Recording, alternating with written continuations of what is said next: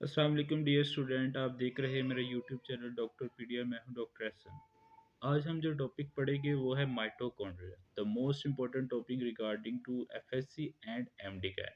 बहुत से MD cat के स्टूडेंट ने मुझे कहा था सर आप ये टॉपिक रिकॉर्ड करें। तो आज हम डिस्कस करेंगे माइटोकॉन्ड्रिया। तो माइटोकॉन्ड्रिया क्या है, स्ट्रक्चर कैसा है, इसकी हिस्ट्री क्या है, साइज, नंबर और बहुत सी बातें आज हम इससे रिलेटेड डिस्कस करेंगे।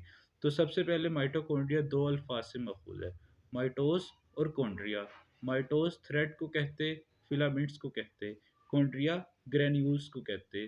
तो जब माइक्रोस्कोप में देखा तो कभी ये थ्रेड लाइक नज़र आया, कभी फिलामेंट्स नज़र आए, कभी ग्रेन्यूल्स नज़र आए, तो नाम क्या दे दिया, माइटोकॉन्ड्रिया। तो जब इलेक्ट्रॉन माइक्रोस्कोप इसका स्ट्रक्चर देखा तो कुछ स्मूथ आउटर मेम्ब्रेन और इनर मेम्ब्रेन नजर आई।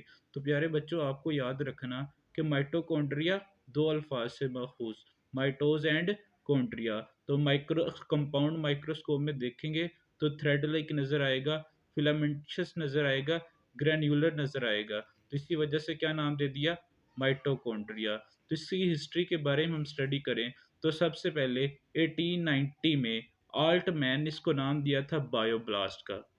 बायो लाइफ को कहते हैं, ब्लास्ट फॉर्मेशन को कहते हैं।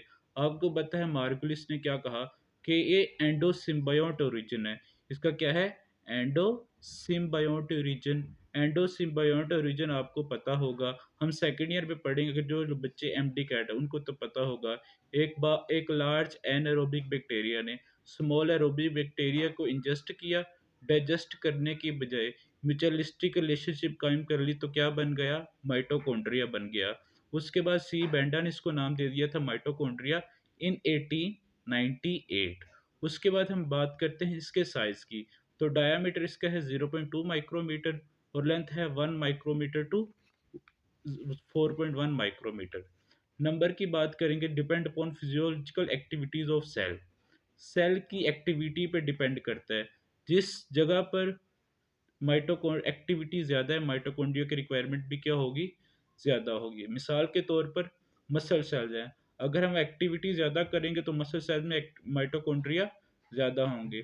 जब इनका नीड कम होगा तो माइटोकॉन्ड्रिया भी कम हो जाएंगे। उसके बाद कॉन्ड्रियम, नेक्स्ट जो हेडिंग है वो है कॉन्ड्रियोम।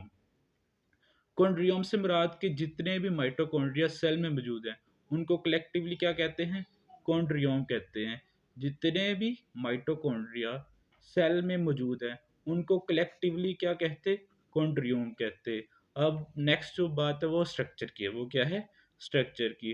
तो जब हमने इलेक्ट्रॉन माइक्रोस्कोप में माइटोकॉन्ड्रिया को देखा तो डबल डबल मेम्ब्रेनस नजर आया। कैसे नजर आया, डबल मेम्ब्रेनस। तो मोस्ट इंपॉर्टेंट एमसीक्यूज है, mitochondrial structure contain how many membranes, double membrane, outer membrane and inner membrane. Outer membrane smooth होती है, इनर मेम्ब्रेन फोल्डिंग होती है। इनर मेम्ब्रेन कैसी होती है, फोल्डिंग। उन फोल्ड्स को क्रिस्टा कहते हैं, उन फोल्ड्स को क्या कहते हैं, क्रिस्टा कहते हैं। तो दोबारा सुन लो, outer membrane smooth, inner membrane folding है, जिसको क्या नाम देते हैं, क्रिस्टा का नाम देते हैं। तो उसके अलावा और क्या क्या इसमें स्ट्रक्चर होता है, माइटोकॉन्ड्रियल मैट्रिक्स होती है। इस माइटोकॉन्ड्रियल मैट्रिक्स होती है और इंटर मेम्ब्रेन स्पेस होता है। माइटोकॉन्ड्रियल मैट्रिक्स, इनर मेम्ब्रेन की इनसाइड क्या होगी, माइटोकॉन्ड्रियल मैट्रिक्स होगी। इनर मेम्ब्रेन के इनसाइड क्या होगी, माइटोकॉन्ड्रियल मैट्रिक्स होगी। Mitochondrial matrix contain enzymes, mitochondrial matrix contain enzyme for cellular respiration. इसके अलावा इसमें बहुत सी प्रोटीन्स होती हैं। 70s राइबोसोम्स होते हैं, 70s राइबोसोम होते हैं, स्मॉल अमाउंट ऑफ आरएनए होता है और डबल स्टैंडर्ड सर्कुलर डीएनए होता है। डबल स्टैंडर्ड सर्कुलर डीएनए होता है, डबल स्टैंडर्ड सर्कुलर डीएनए होता है। तो ये माइटोकॉन्ड्रियल मैट्रिक्स में मौजूद है ये सारे मटेरियल। इसके अलावा और इसी वजह से, क्योंकि इसके अंदर डीएनए है, आरएनए है, अपनी प्रोटीन्स बना रहे हैं, इसी वजह से माइटोकॉन्ड्रिया को हम सेल्फ रेप्लिकेटिंग ऑर्गेनल भी कहते हैं, सेल्फ रेप्लिकेटिंग ऑर्गेनल भी कहते हैं। इसके अलावा इंटरमेम्ब्रेनस, इंटरमेम्ब्रेनस स्पेस में कुछ एंजाइम्स होते हैं और फ्लूइड होता है। और जो इनर मेम्ब्रेन, जिसको क्या नाम दिया था हमने, इनर मेम्ब्रेन को क्या नाम दिया था, क्रिस्टा। क्या नाम दिया था, क्रिस्टा। क्रिस्टा फोल्डिंग बनाती है, फोल्डिंग क्यों बनते हैं, ताकि सरफेस एरिया बढ़े। क्रिस्टा के ऊपर F1 पार्टिकल होते हैं जिनको ऑक्सीसोम भी कहते हैं, ऑक्सीसोम भी कहते हैं। ऑक्सीसोम ऑक्सीजोम भी कहते हैं। Oxysome contains ATP synthase, oxysome contain ATP synthase, जो कि एटीपी की फॉर्मेशन में मदद करता है, सेलुलर रिस्पिरेशन में इन्वॉल्व होता है। तो ये माइटोकॉन्ड्रिया के स्ट्रक्चर के बारे में। इसके अलावा और क्या क्या इंपॉर्टेंट बातें इसके बारे में माइटोकॉन्ड्रिया को हम पावर हाउस ऑफ सेल भी कहते हैं। माइटोकॉन्ड्रिया को पावर हाउस ऑफ सेल भी कहते हैं। क्यों? क्योंकि हमारी बॉडी में जितनी भी रिस्पिरेशन एनर्जी की प्रोडक्शन वो कौन करवा रहा है? माइटोकॉन्ड्रिया करवा रहा है। कौन करवा रहा है? माइटोकॉन्ड्रिया। इसी वजह से इसको पावर हाउस ऑफ सेल भी कहते हैं। एटीपी मिल ऑफ सेल भी कहते हैं। एटीपी मिल ऑफ सेल भी कहते हैं। ये बड़े इंपॉर्टेंट एमसीक्यूज हैं, एमडी कैट में पूछे जाते हैं। इसके अलावा इसको cell within a cell कहते हैं।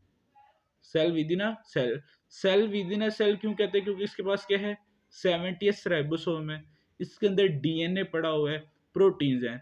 तो अपनी डीएनए भी बना लेता है, प्रोटीन भी बना लेता है। अपने पास डीएनए राइबोसोम है, जिसकी वजह से ये प्रोटीन बना, सेल्फ रेप्लिकेटिंग हो, इस वजह से इसको cell within a cell भी कहते हैं। इसके अलावा सेल्फ और सेल बैटरी। सेल बैटरी मतलब रिचार्जिंग, बैटरी रिचार्जिंग करवाते हैं। मतलब सेल को जितनी भी एनर्जी की नीड है वो माइटोकॉन्ड्रिया से मिलती है, इस वजह से इसको सेल फर्नेस और सेल बैटरी भी कहते हैं। Most busy organelle of cell भी कहते हैं, सेमी ऑटोमस ऑर्गेनेल भी इसी को कहते हैं, माइटोकॉन्ड्रिया को।